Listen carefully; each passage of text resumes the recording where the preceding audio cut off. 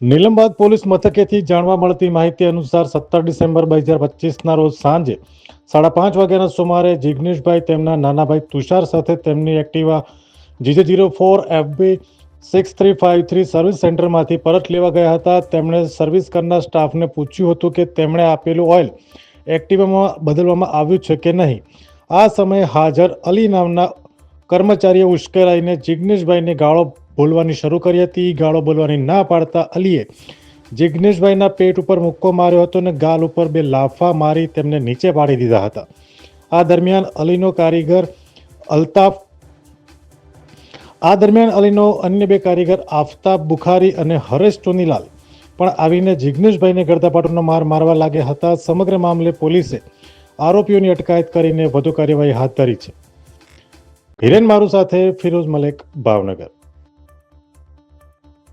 અમે તમને આપીશું પળે-પળના સમાચાર. જો તમે અમારા નિર્ભય માર્ગ ન્યૂઝ ચેનલને સબસ્ક્રાઇબ કર્યું નથી તો અત્યારે જ નીચે આપેલા આઇકોન બટન પર ક્લિક કરીને સબસ્ક્રાઇબ કરો અને શેર કરવાનું ભૂલશો નહીં.